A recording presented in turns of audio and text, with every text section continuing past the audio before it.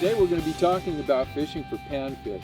When I'm talking panfish, we're talking crappie, bluegill, any type of sunfish. We're going to take you from start to finish. We'll give you everything you need to know on getting started, how to catch them, and we might even do something on catch and cook in a future video. So let's get into it right now and we'll talk about fishing for panfish. Oh, that is a big one. Oh, you gotta show that one to the camera. There we go. That's a nice crappie. That's a decent crappie. Hey everybody, thanks for joining me today. And today we are going to be talking about panfish. I got a couple of old friends with me, Mr. Randy Graham over to my far left and Mr. Kenny Vang. And what separates you guys from a lot of people out here, you're both Delta rats, you're out here all the time, but you really target panfish. Crappie, bluegill, red ear. You guys know what you're doing. Randy's going to talk about fishing artificials. Kenny's going to talk about fishing live bait worms. You know, we talked about this a little bit on the dock, and I wasn't aware of the limits that there's actually limits for crappie, bluegill, red ear. Talk about what is the legal limit so everybody that goes out, doesn't overdo it. Sure. The legal limit, according to California regs, is 25 mixed bag panfish. What that simply means, 25 is the limit. Whether it's bluegill, red ear, crappie, you can have 25. The one thing I do want to share is that you must have your own container for your own 25. People think they can share containers, but if the ranger comes out and asks, if they got 35 fish, he's not going to say, well, whose 10 fish is this? Right. So one of the important things is the limit's 25, but you have to have your own container for the fish. And I didn't know that, so if I went out with a couple of my grandkids or something, we have a 5-gallon bucket, we're just throwing them in that bucket. So 25 per angler, and they have to have, whether they're on a stringer or a bucket or whatever you keep them in, they have to be separated. Correct. Okay. So with that, Randy, talk about how you set up a couple of your rods and the types of lures you set up, and maybe some of the ones that you fish that you feel colors, and what you feel are maybe better colors for crappie, better colors for bluegill or red ear, or do you use the same colors, the same stuff? So go on and show us what you got. Sure. Well, I like a very limber rod, and I get these rods from Walmart. They're Eagle Claw. And they have a lot of flexibility. And one of the reasons you want some flexibility is you want to feel the bite and you want to feel that tap, especially if you're fishing with artificial lures. You're casting out, you're bringing it in, they're going to tap the line. We're basically micro fishing because we're fishing for smaller fish. As you can see here, we'll have to put that up closer. Yeah. I like just a small 1/32 ounce with I use my buddy Martin Carpenter's clear crappie closet lures. They really work well for what we do, and you can get these lures anywhere when you're fishing. The other thing I like as well is I like a good trout magnet. Trout magnet does really well when you are fishing, and again, you can just see they're just small. This is a 1/64 ounce hook. Here I use 2-pound and 4-pound test line. Beginners, you can use 6-pound test, 8-pound test. That's what I would suggest probably if you're beginning to fish, because using this super light line, you have to have a lot of knowledge on how to bring the fish in. It's easy to lose them, but 4-pound test, 6-pound test, even 8-pound test in the toolies is great because you're not going to lose a lot of fish. And again, you're just going out. I like a 1/32 ounce jig head with the underspin as well because it provides a little flash. And so you can go to your Walmart, you can go to Bass Pro, you can pretty much go anywhere, sporting goods, and find bait and tackle for small fish like panfish. And everything that I'm doing is light action, and again, it's very very supple, very easy to use and utilize. Yeah, and one of the things we didn't talk about is you're new to fishing, you're trying to get into fishing. You don't have to spend a lot of money. You can buy a good crappie rod for $30. Yeah, these Eagle Claws are like $25 at Walmart, and they're excellent for what we're doing today. And a nice reel, you can get in for well under $100, and that includes some of the baits that you're going to use, the spooling up your reels with the proper line. It's inexpensive to get into, and this is also a rod that. It's probably not a rod you're going to go out and fish stripers with or largemouth bass, but they make good trout rods. You can catch, and we're talking about fishing small lures and things, but I guarantee you come out here on the Delta, and you guys know this for a fact, I've seen you catch salmon on these things. Yeah, yeah. You're gonna hook up with a 5 or 6 pound largemouth bass sooner or later. You're probably not gonna land it, but you're gonna think about upgrading your system after that. You're gonna catch some bass. You're gonna catch some stripers, and you're gonna have fun. Now, wow. Wow. What was Big that? bass behind us. That wasn't a panfish there, guys. Oh, one thing, Randy. Colors. Talk about colors. Okay, so I like to use, sometimes I'll use a natural color. It looks more like the fish that they're chasing. And I like the color chartreuse. Chartreuse is a real common color for bluegill, panfish, crappie. Chartreuse is an attracting color to them, maybe because it looks like maybe it looks like a bug, or maybe it looks like something landing on the water.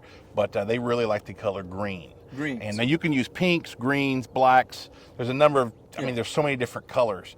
But I stick with chartreuse and darker colors. Okay. And usually when if you get a crappie kit or a bluegill kit or something, it comes with all of the standard colors.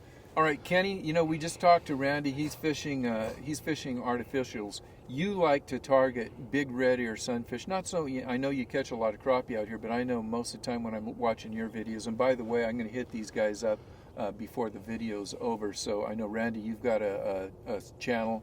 Kenny, you've got a channel. What is your channel, Randy? Mine's called The Real Randy Graham. It's REEL. Do we have the Real Randy Graham We have today? The Real Randy Graham today. The Real Randy Graham. Kenny, how about your YouTube channel? My YouTube channel is Kenny is Busy Fishing. Kenny is busy fishing. I know you guys probably already watch him, but in case you haven't, make sure you check out these guys' channel. So, Kenny, you really target the big red ear out here, and primarily you're fishing with bait. Can you talk about the setups that you use to bait fish, the baits that you use, and how you set up? And So my two go-to setups is the bottom setup, which is called a high-low rig, which is a hook that's freely attached from the weight. It's very similar to the drop shot, but the hook is hanging freely on the line, so it's not attached in the main line, which gives the worm a more natural movement feeling down. Jumbo red worms, or you could even use night crawlers. It doesn't matter, just any live worms in general. And my second setup is a bopper setup, so it's just your slip bopper, and you could adjust the depth of this depending on how deep you want to fish or how shallow you want to fish. And you have an egg sinker down here, and you got a hook. Let's pull that off. So you've got the hook down here, your weight, yep, and then a slip sinker, and then you have something up top to set your depth with. yeah. Okay. So I just use these bopper stoppers. It's the old school one, guys. I don't use the actual bopper stoppers like in bass fishing. I just use the old school ones, the one where you just cinch it down really tight, and that's my go-to setups. And just red worms. Yep, red worms all the way, guys. Let's get into fishing. Awesome. Yeah. All right. Fish on. Little bass. Little pass. Little bass. It's a red ear too. Yeah. Oh, a nice one. Yeah. All right. All right, guys. So when I first started out, I'm just adjusting the depth of my knot back here, because I'm trying to see where these fish are at, what depth they're holding, and I got my first clue. It's a nice little red ear. And Nice we got red ear. hand size. Gonna let him go. All right. Hey, the other thing I want to share really quick too, Steve, is I use crappie nibble. Okay. And the crappie nibble helps because it puts a flavor on your lure. So you can, these are power bait crappie nibbles are great. All they'll do is just add attractant to your fishing. So when I'm casting a lure like this, I like to cast up tide, because it gives the opportunity for the lure, and I can control the speed of the lure as well a little better for it to sink down to where the fish may be. Right there's fish on. All right. Probably a bass. Nice. All right, Randy. The way it's fighting, it may come up. Oh, you got a nice bass. That's a nice bass on light You line. sucker. That's the best. You got that net handy? Okay.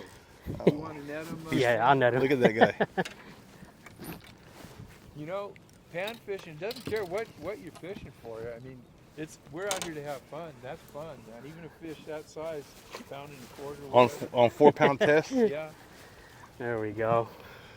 I've caught them up to 4 or 5 pounds on this, but you know, little. They call them dinks, but for me, you know, if you're fishing micro, this is not a dink. This is it's a decent bass. Not bad, little pounder. Whether you're fishing the California Delta or a mother lode lake or maybe anywhere in the country, if you find a downed tree, you need to fish that area. That is a magnet for both crappie and all species of sunfish, red ear, bluegill, perch, whatever you're fishing for. They'll hold in big numbers around this cover. You'll also catch an occasional largemouth bass. So whether you're fishing from the bank or a boat, you need to fish all of these the down timber that you find. The other place that I would suggest is bridge pilings. You can, again, if you're fishing from the bank, you can access this from the bank, or you can, if you're in a boat, you want to go out to a little deeper water. Fish these abutments, the cement, the shade, the pilings. They all hold crappie and bluegill. And again, you're going to also catch some largemouth bass. So let's get back to the fishing. We'll see what we come up with here as the day goes by. Yeah, that's a good red ear. That's a good red ear right there. It came out right up in front of that ear. Nice red ear. That's the Delta red ear we like. Yeah. There we go. Freaking Kenny Bang one there, baby.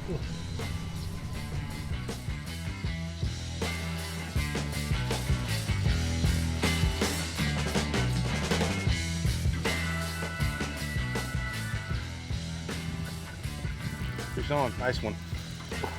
There might be a school here. This is 2-pound test I'm using too, so and, you know, you get fooled a little bit in the weeds. It's a little, you know, you feel nice, but then you're in the grass, so you're like, Yeah. little guy. What I like to do is, here's a pro tip: the slime from the fish, I rub it's a natural scent. I rub my lure with it. Fish on, boys. Fish on. Another nice crappie. You're making it look easy, Randy.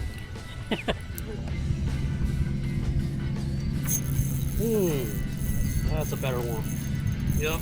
Okay. Yeah, this is a better one. Good bass. Catfish. Yeah.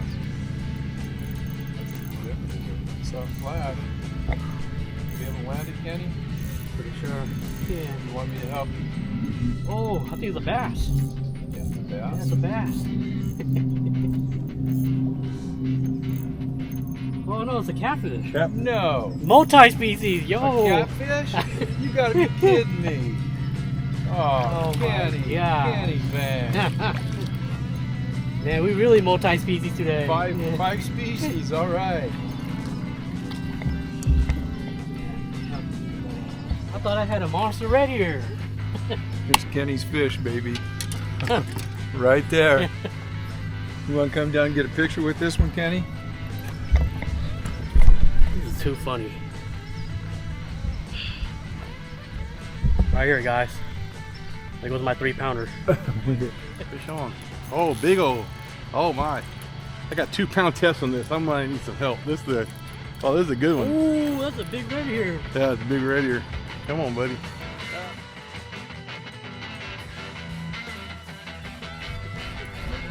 Yep.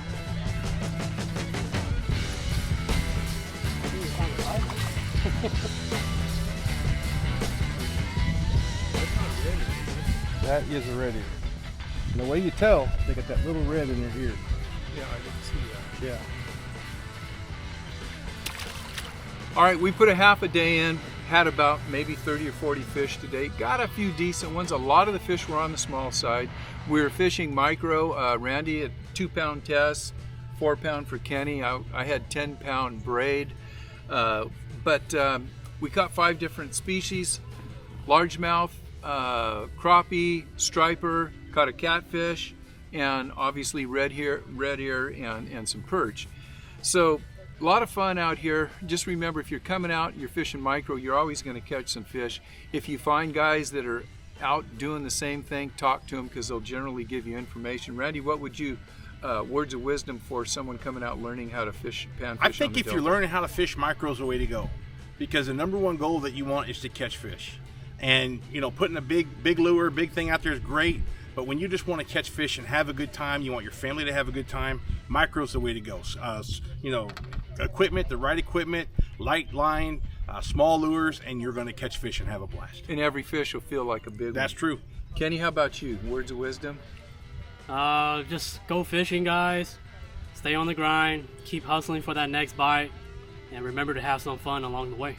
All right. Well, we had some fun today. Thanks for joining me, guys. Thank you. Thank you. You know, if you guys want to see more content when it comes to pan fishing, hit me up in the comments. And if you're looking for maybe a cast to catch where we'll clean some fish and show you how to fillet these things up and eat them, if you want to see that, give us a holler in the comments. Thanks a lot, guys. We'll see you guys on the river. Thank you. See you guys. See you.